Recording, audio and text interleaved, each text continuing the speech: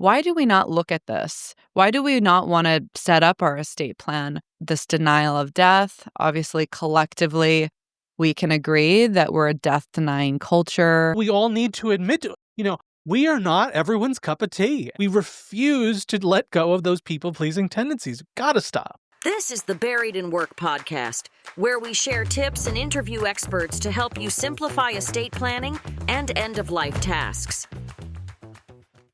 For people who are doing what we tend to do in this world where we're dealing with end-of-life decisions and kind of big picture, hard emotional work, you see a lot of stories, you have a lot of experience, you work with a lot of people who, frankly, are dealing with some of the biggest challenges they might face or they might be facing.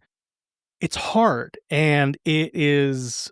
Sometimes you got to send in the professionals. Sometimes you got to send in the clowns, but sometimes you got to send in professionals who know what they're doing to get a little help. And if you're no stranger to this conversation, this podcast that we've been having for Buried in Work, you're no stranger to the many people that we've brought to you. I'm so glad to be joined today by Sara Ecklein, who is a California licensed professional fiduciary. She'll eventually explain the background of that. She's a certified national guardian as well, and she's a founder of a fiduciary practice called Trust and Honor. She has her own podcast. Adam has been on her podcast, Legacy of Love. Sara, thank you so much for spending some time. Thank you for being part of this conversation. Jared, I'm so happy to be here. Thank you for having me. I'm really grateful for you and for your time. I want to start with the background that you have and the things that you've seen. Sometimes I think about, everyone who's got professional stories you've worked on, I'm guessing like dozens, hundreds, that like where the estates and the people dealing with these, like what's the ballpark, the universe of people that you've worked with over the course of your career? I've worked with hundreds of families. I've been doing this work for over a decade, and I've worked, before starting my own agency, worked at two well-established fiduciary agencies with caseload of 150, 200 clients plus. So doing this work, you learn a lot over the years. I want to start with the things that have gone disastrously wrong, because I think that that's probably more interesting for people who might be worried if they're hearing this conversation, like, am I doing it wrong? What are some of the things that you've seen where people experience those pitfalls and they're thinking, gosh, I hope that I can get some help, professional help, to kind of right this ship? Yeah, a great question. And unfortunately, just being a professional fiduciary, and, we can get into defining really more what that is later. But unfortunately, once a professional gets involved, typically it's worst case scenarios. So I really have seen kind of worst of the worst. And typically, once a professional is required, it's not a client choosing that. With these worst case scenarios, No. if we're focused there, it's the courts are involved and a judge is ordering that a neutral party is needed. So what that can look like, it can look like, beneficiaries or, just even adult children fighting over either who gets what, challenging the will or the trust, also fighting over, what happens to mom and dad. That's like with conservatorships where you're supporting someone who lacks capacity. And so those cases are heartbreaking, very challenging. And of course, like at that point, a professional really is required. I would say kind of the other piece that can come in is those, I would say that's the most heartbreaking, is not only family fighting, but bad actors. And so that's like financial elder abuse, situations like that where this person really needs to be protected. So I've worked all kind of different types of cases over the years, and what I actually love to do and where I focus on my practice now at Trust and Honor is working with clients privately. So that's outside of courts, and also working with clients proactively. So one of the reasons why I also started the podcast, and I love coming on podcasts, because boy, we can do so much more if we're meeting people kind of upstream, and there's so much more we can do planning wise. So happy to be here. Well, let's talk about that, because let's talk about both pieces of what you've just laid out. What can you do as a professional fiduciary or a guardian to fix things when they're already gunked up by all the things that you've described? And what can you do proactively? What are those two universes of care that you can provide? Because I imagine, first of all, very different wells of empathy you're drawing on, and experience, but also your options are limited when you're kind of responding to the fire that's already burning.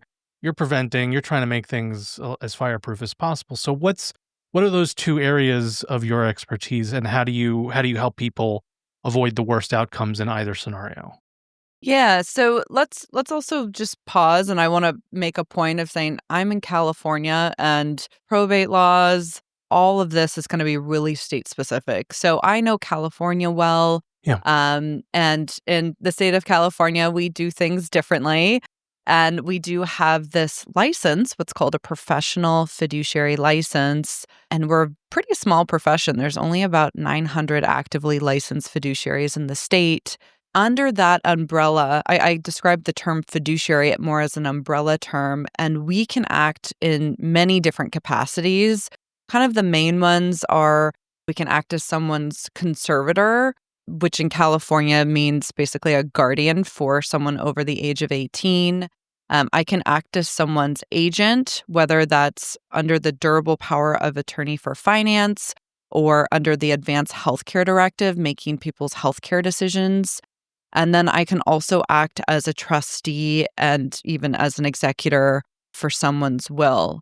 So kind of under that umbrella, we can kind of separate the cases or clients out where there's going to be cases that are always court supervised.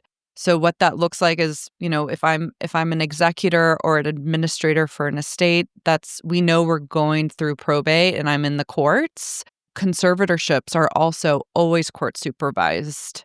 And then there's where and this is where I specialize, is working with clients privately. So that's acting as someone's trustee. And also I can act as someone's agent, both in finance and healthcare. So kind of going back to your question, what can a fiduciary, a professional fiduciary really do to help a situation? It's going to first depend, okay, what is the kind of hat that I'm wearing as a fiduciary? If it's kind of that first camp we talked about where it's a court supervised case, I'm really acting as an extension of the courts, and so much is being overseen by a court, and I'm really asking for court approval for most decisions. And then most of the times it's just following the probate law, and it's I will say very slow. It's very expensive, and it's also not private at all. So what that means for listeners right now, it means that anyone can really go up and pull up your case and kind of read a lot of information about what's going on with that, whether it's a person or someone's estate. So there's also kind of this lack of privacy. So that's where I would say with the court supervised cases, it's not really working proactively at that point. If there are some estate plans in place, of course, I would be taking into account what's been, those legal documents and what's been written. And of course, building the relationship with the client and, of course, taking all my lead from that. How can we support this person and help them with whatever is going on? Or if we're administering the estate, it's really not proactive. So then we can talk about that second camp where this is what, I love to do and also where I really spend most of my time. And so that's where, what are we going to talk about? We're going to talk about estate planning, which I know you guys love talking about, and we're beating the same drum, right? Bread and butter. Yeah, no, this is where I think a lot of people are coming in. They want to avoid the landmine field that you just described. They want to avoid being in a situation where a family member has a contentious situation or some kind of court-ordered resolution slows things down to a grind or a halt. They want to avoid that. So they're coming to you or they're coming to someone else in the estate planning umbrella, and they're Yeah. saying, okay, help us avoid everything you just described, which does sound awful. I mean, I'm not in that space right now, but I don't have to imagine really hard to know that those circumstances you had me at expensive and slow. It's like Yeah. I don't want either of those.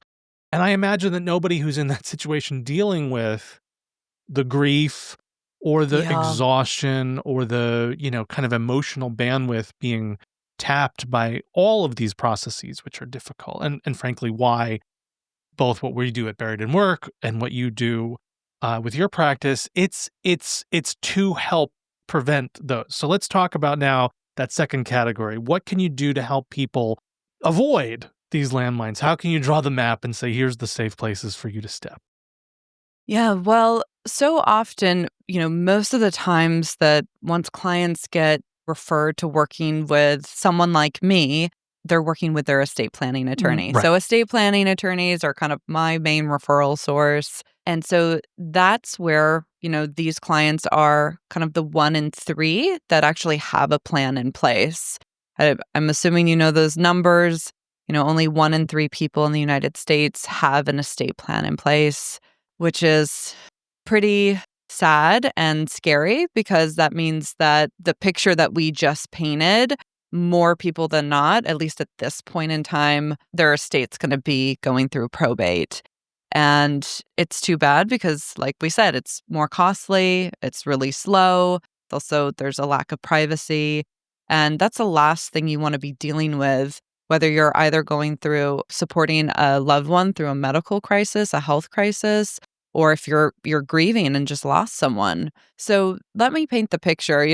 I sit down, and this is either with clients or also just prospective clients. And what I was finding, Jared, time and time again, was people were kind of coming to me, either asking the same questions or even not even thinking to ask the question. And what Sure. is this question? I would say 1 in 2 people were thinking that their estate plan is really only about after death. And that is, yes, that is an important piece, but also our estate plan includes documents like our advanced healthcare directive and also our power of attorney for finance. And these are documents and pieces that are only in effect if you're incapacitated. So planning for incapacity is just a huge piece. And what I find more times than not, even the people that are ahead of most of actually, getting their estate plan done, yes, I want to applaud you, but we also want to have kind of a basic understanding and education about the function of what an estate plan is. Right. And that's, again, why I launched a podcast, why I love coming on and having conversations like this, because reaching more people and just kind of demystifying what an estate plan is and really reaching people at their hearts of why this matters. I mean, not doing this, of course, I have spoken with people where it's like, I really don't care. I'm dead. My messed up family can deal with this mess. But also, if you want to have a good death, right? If you want to have a good death, let me tell you, that takes a lot of advocacy, especially in this country. So painting that picture and being willing to lean in to our own mortality, I think this denial of death is just a big piece that I see in my work and also just in having conversations like this time and time again. Why do we not look at this? Why do we not want to set up our estate plan? Well, I think one of the core pieces of that is because of this denial of death. Obviously, collectively, we can agree that we're a death-denying culture. We appreciate the new, the young, the sexy, all the innovation. And we're not really seeing kind of the totality of who we are and people's life cycle and, just our human existence. So Yeah. that's where I think this work, the more that we connect to our humanity, to our heart, that I really believe that it can change not just our lives, but future generations. And the ripple that can have can really change the world. So that's exactly why I titled my podcast The Legacy of Love, because I absolutely believe that we can change the world with doing this work. And you're right that this is a moment and a culture that is so in need of that legacy and that reorientation of our priorities. It's not just death. I've certainly found that we're averse to talking about. There's also that bigger question you mentioned, incapacity. I think so many of us refuse to admit or acknowledge that if we are able-bodied right now, that is not a permanent condition, and that we will almost certainly, if we live long enough, exist in a state that has one or more. I mean, we just went through, the first few years of COVID where you had a mass disabling event where I think some people's eyes were really opened up. But Yes. I think, and I've talked to a lot of disability advocates in these contexts and in other contexts, and they're like, it's going to take a lot more to really shake the scales off people's eyes. And I wonder about, you talk so much about the way in which you communicate this with people. And I think about all the different hats you've said you've worn. My question is, I know from being a, professional communicator, you're going to say the same thing 40 times in a week. Yes. But you're not going to reach the same level of receptivity and acceptance with every person. So when you're dealing with people who have different stubbornnesses or levels of education or, empathy, or they're hiding something or they won't talk about it in front of their family member, whatever, how do you see that and how do you break through? Because for me, that is always, and I imagine in your field, a real sticking point where you said it 4 times today and you said it 3 times one way, but for this last client, you've got to say it a different way because otherwise they're never going to hear it. Yeah, I mean, you bring up a great point, and I have a few thoughts on that. I mean, first off, this is where I'm definitely not every person's person, right? A thing that we all need to admit to. We are not everyone's cup of tea. We refuse to let go of those people-pleasing tendencies. Gotta stop.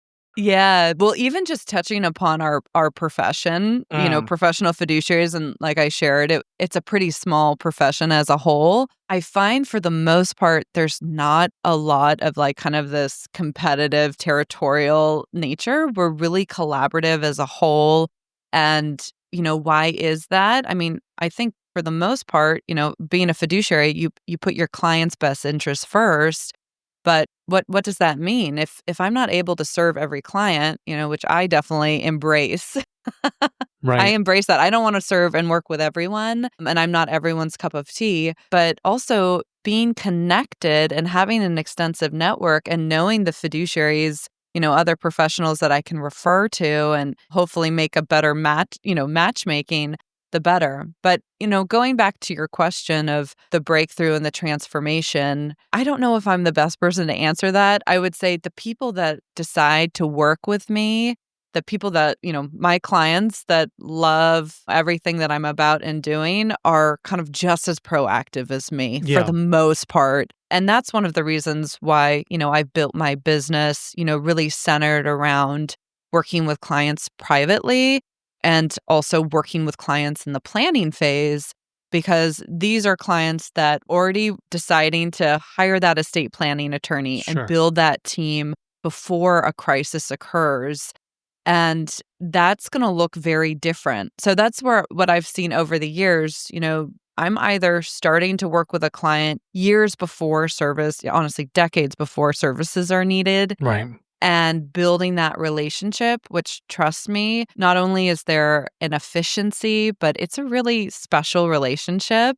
And I love working with clients that love working with me. That's honestly the business that I'm in. But then with the kind of the cases where we were talking about before, where it's a heavily litigated case or conservatorships, no one wants to be conserved. When there's a feuding, fighting family, a lot of times, there's already just this high amount of distrust, obviously high emotions, they could be grieving or not. And so there's not that, again, that same level of relationship that's built on this mutual, respect and trust. So I don't know. Does that answer your question? Well, it does. It does. But I almost want you to I almost want a role play where I'm 5 different types of stubborn person who's not, because what you're talking about is you've said this, like this one of 3 or this, it's easy to be a teacher if you only are talking to the people who are the most prepared, the best.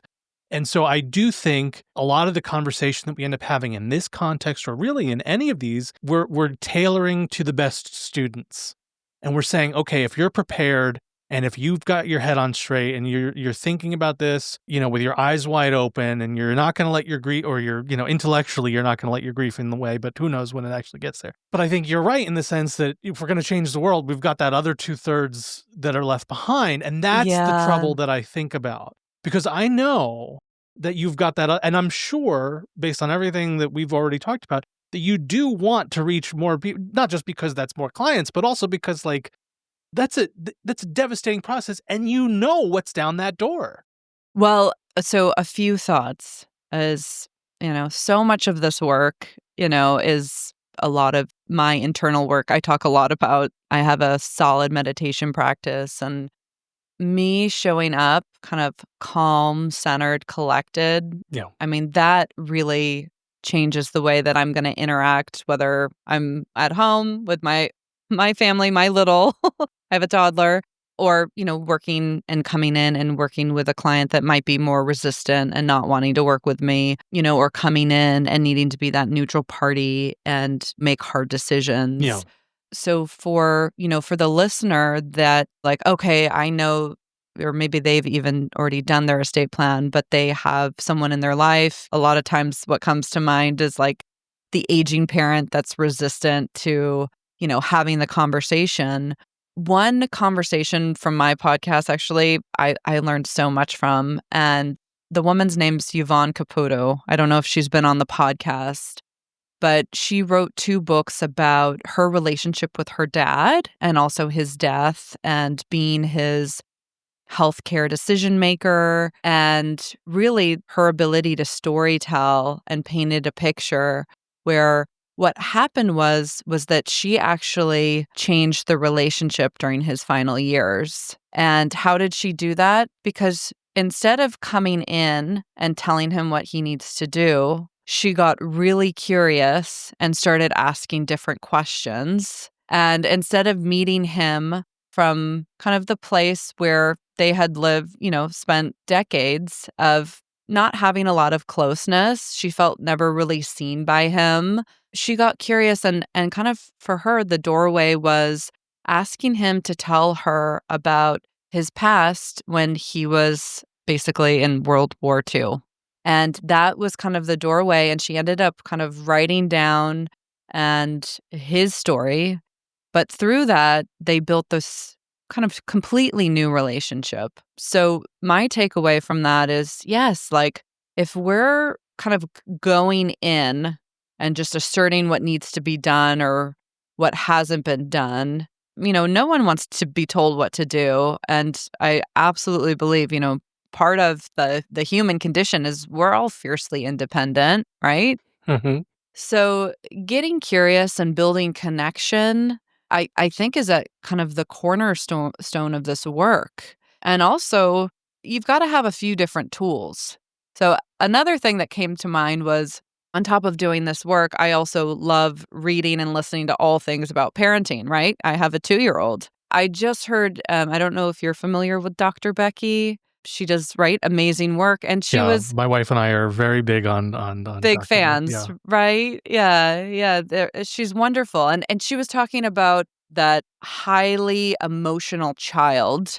having big feelings. Mhm. And she's like, most kids, if you're approaching them with just like empathy and understanding, that's going to be, helpful. You'll be able to kind of de-escalate this like really Right. reactive feeling. But she was using the example of, with a child that's like having these big outbursts and tantrums, you'll find that if you're approaching them that way, they just shut you out even more. And so she used the analogy of, let's come in not through the front door, but through the side door. So what does that look like?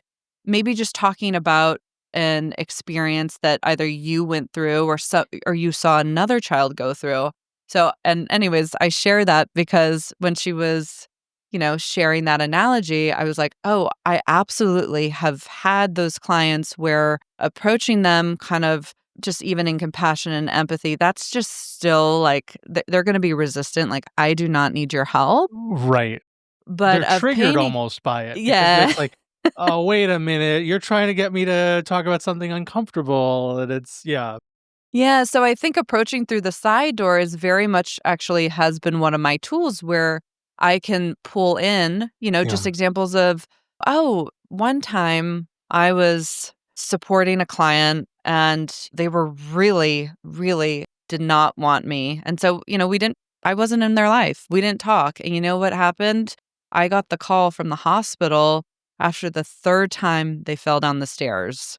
Oh, I don't want that for you. What do you think? And there might be an opening there, but I think it is just there is no one quick answer and and there's no template for this. Well, and that's why you described, some of your clients in the private practice side of things are relationships that you have. These are years or decades of relationships because the best neighbor is the one who can show up at your side door anytime, right? Like that's the kind of relationship you want to create, that you need to create to have those kinds of real openness. And I don't think people are always aware of the intimacy that they're gonna Yes. have with someone who's they're hiring as a professional. I mean, there's a level of not that what you do is therapy, but there's almost like you have to have that level of intimacy to be like, "Look, I'm gonna leave everything at the door when I come in here,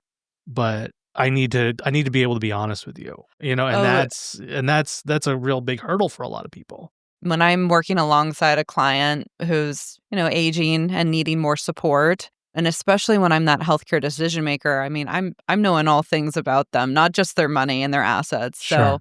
yeah, those clients that I support, it's a very special relationship. And I think also going back to your point, what you were talking about of the relationship and building that, years before. Also what comes what I come back to is, yeah, and you get a choice in that, right? Again, we're all fiercely, we all want to have a say, of course, in our lives and who's making these decisions. And it's going to feel very differently if on your deathbed, you've had this relationship, whether it's with an adult child, trusted friend, or a professional, and you've had these conversations and you have this relationship built, and there's no doubt in your mind that they know what they need to do this job well. The peace that brings someone, I can't tell you, versus you're going in absolutely cold, some very little information. You've been named in documents, regardless of professional or non-professional, and you're just a family member. I Right. mean, then you're pulling your hair out and of course you're reading a legal document, but I'm sorry, most of them are kind of pretty templates and there's not like this color of, what does a good death look like? And that's something that we So all decide for ourselves in the end. I mean, or y- or have decided for yeah. us if we don't make those decisions, I guess. Yeah. Yeah.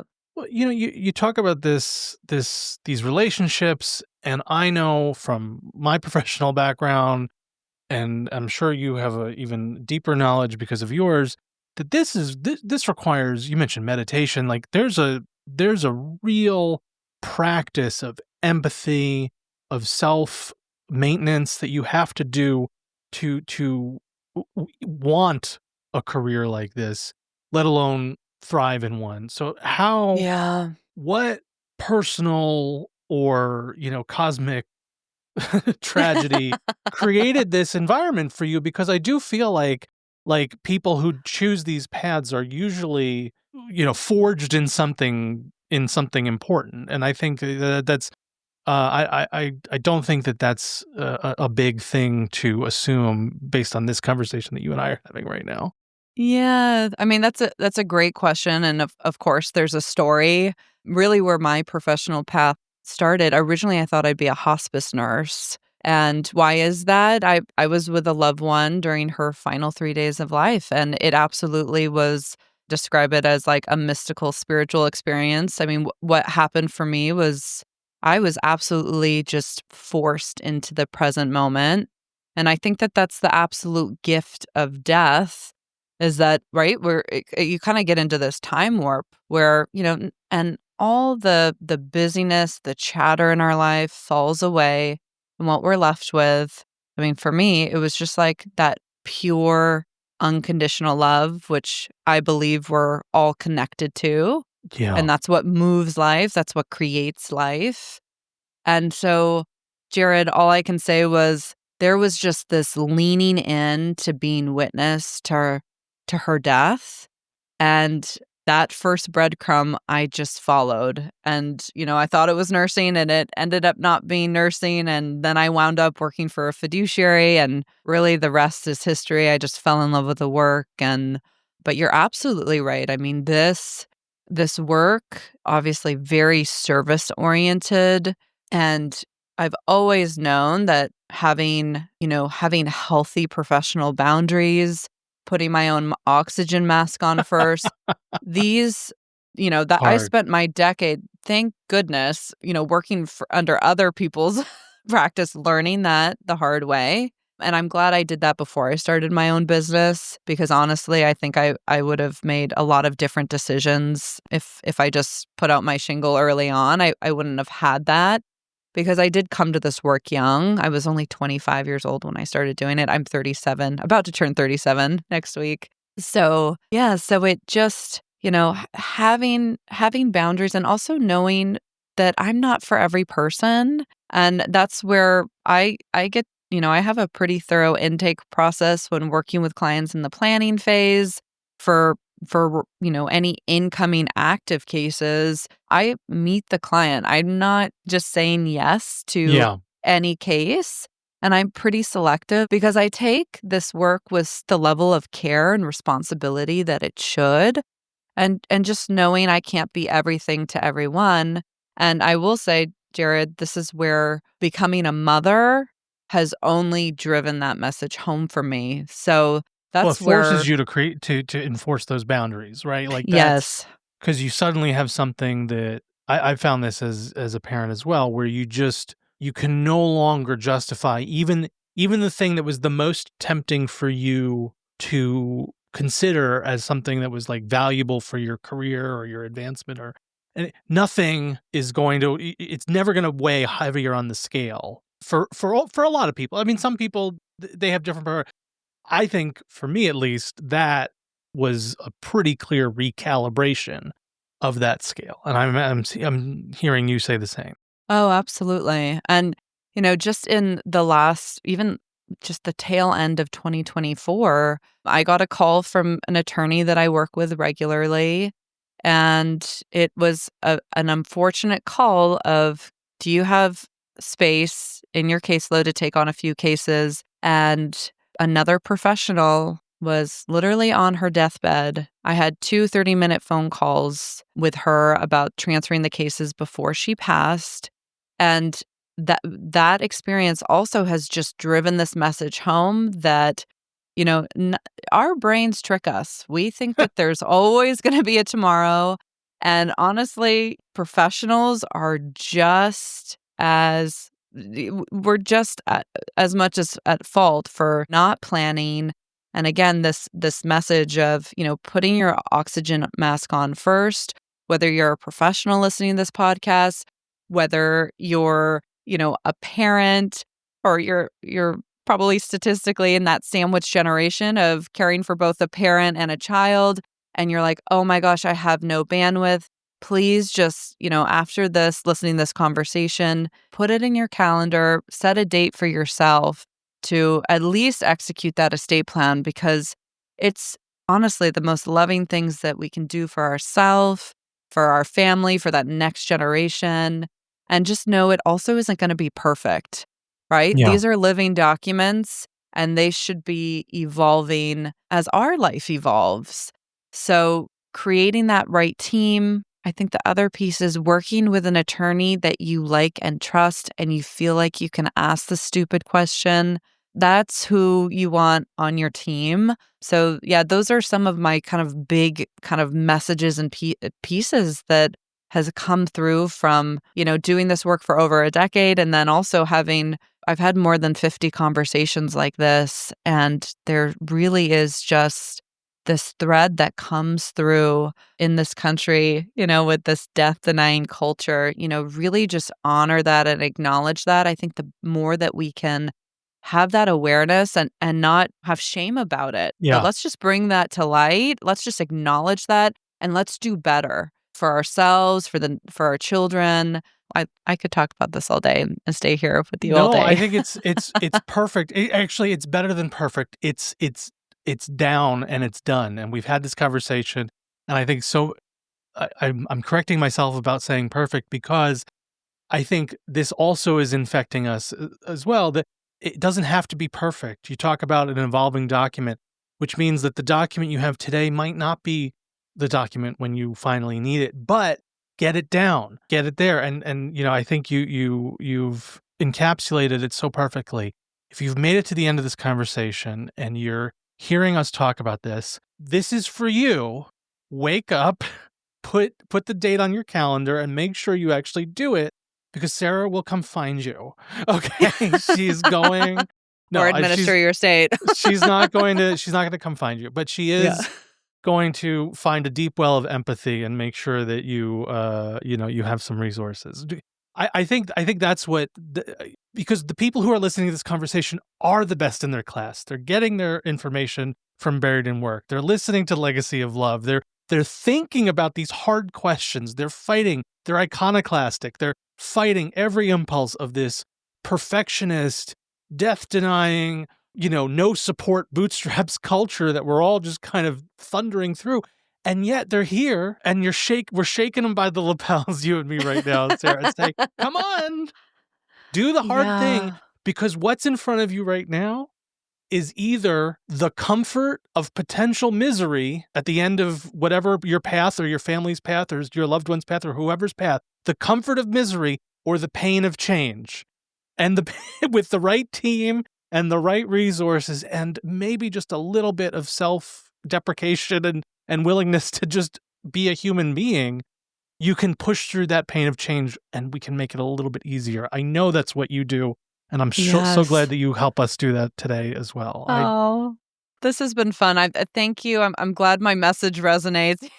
I'm jumping down in the well with you, and I want to be down there. We'll get out together.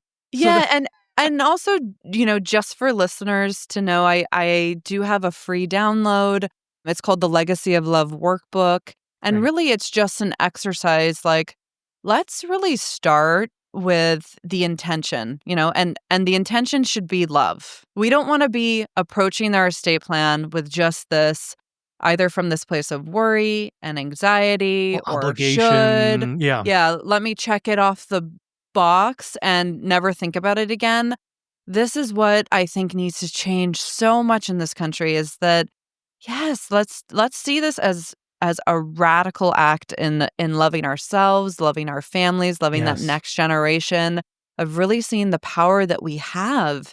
And so anyways, it's a free download. You can include that in the show notes. And it's a lot of just like self-reflection questions of, what are your wishes? What are your values? What is important to you? What is it that you want to leave behind? And so much of what I say, in my podcast is our legacy is not just what we leave, it's what we live. Who are you? And unfortunately, we know those people where we won't remember exactly what was said, but we will remember how they made us feel. And we know that both in the bad and the good. So, let's just be that kind of that radical loving presence that we can be, whether you have children or not, whether you're a solar ager or not, it doesn't matter, because I really believe this can really change the world. And then, of course, subscribe to this podcast. I mean, this is important work. I love, Jared, meeting you. Obviously, I've spoken with Adam. I love this work and Buried in Work. I mean, there's so many wonderful resources for listeners. And you can come on over to the Legacy of Love. We have a lot of similar conversations like this. And I think just beginning to build that team, beginning to educate yourself and just really feel empowered and not intimidated. Like, let me tell you, everyone pretends that we have it together and we know everything, and nobody does. If Nobody there is one does. thing that having a small child has taught me, is that adulthood is really a collective fiction that we are all just maintaining together, Doing our best. and this is unfortunately the part that people tend to avoid the longest in these conversations. But it'll 1 out of 3 may be prepared for it, but 3 out of 3 are going to need it. So that's well anyway. said. Just Sara, it's been an absolute pleasure. Sara Ecklein is Trust and Honor is the fiduciary practice. Legacy of Love, as she said, is her podcast. Thank you for spending time with us, and thank you for resisting my urge to shake people by the lapels. And for the people who don't want to be shaken by the lapels, Sara offers a much kinder and she's done a lot more meditating than I have. This is a very New York and California distance. Right, dichotomy. We will provide 2 different versions of this podcast, one for people who are uptight and one for people who are not. But thank you so much for being here and for laughing with, and I think a little bit at me, and for being able to do this work and kind of bridge this intimacy that I think we're all just so hungry for. I really appreciate you, and thank you for taking the time. Yeah, likewise, Jared. This has been so much fun, and it's been a pleasure. Thanks for listening to another episode of the Buried in Work podcast. Remember, you can save 10% on our estate preparation package and games with code podcast10 at buriedinwork.com.